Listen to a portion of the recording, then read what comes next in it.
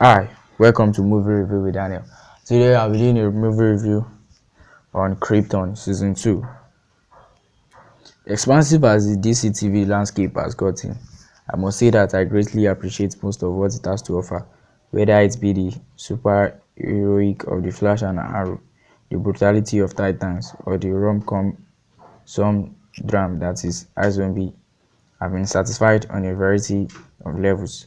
Sure, the argument can still be made for oversaturation, but I'm willing to look the other way if something can grab my attention and keep it. When it comes to Krypton, it immediately had my attention because it's rooted in Superman mythology. The problem was that it didn't retain any interest because more often than not, the first season was downright boring whenever characters such as Sek El, which was played by Cameron Crowe, and Brainiac, which was played by Blake Christine, weren't on screen.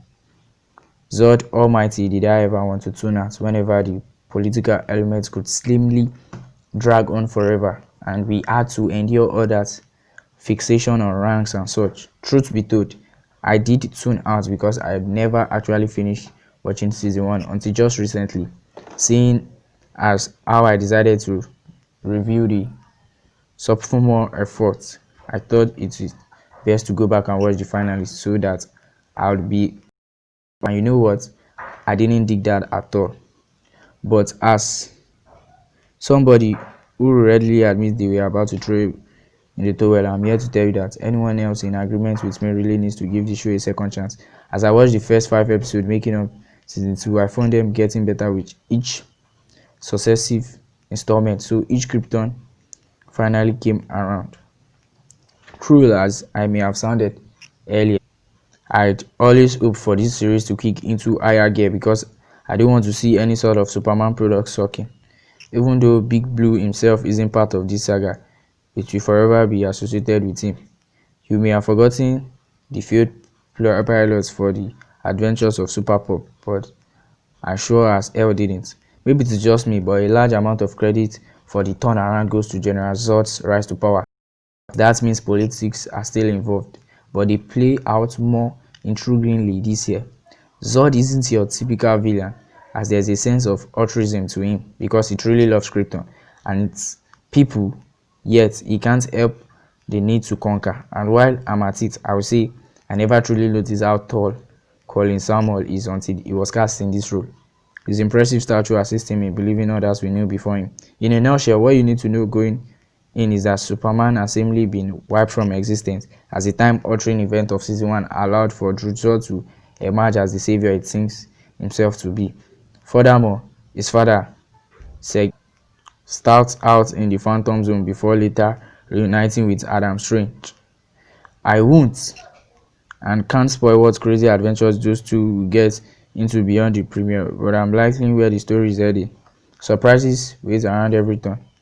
To his credit, Chris One has at least looked pretty from the beginning, but when it comes to season 2, the production, design and visual effects are sheer trumps in the television medium.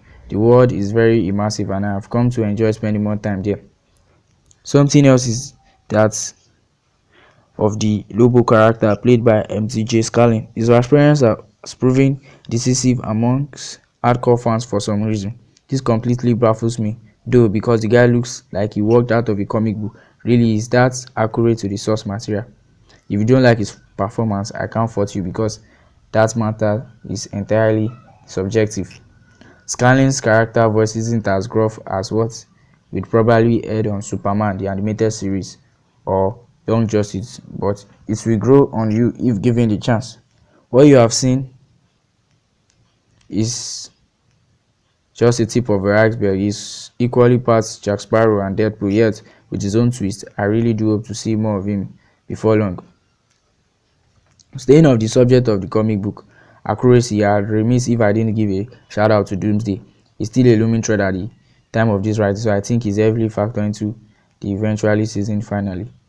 But if you have seen season 1, you already know what it looks like. This is yet an example of TV doing it better than the movies. Is it really so hard to pick up a comic and stick to what you are seeing in the illustration? Hollywood directors, I will have to bite my tongue so that I don't go into another tangentially laying into Suicide Squad's Pimp Joker. If I haven't convinced you here and now, then I recommend you allow Krypton season 2 speak for itself. See the first 5 episodes through, and there's a fair chance you will change your tune just as I did. Don't forget, even the Mighty Justice League animated series took a little time to find its footing. That said, maybe this bad boy can one day stand along Smallville in the allowed DC TV Pantheon mentioned. Thanks for watching today's review. Please feel free to hit the like and subscribe button and leave your comments in the comment box below.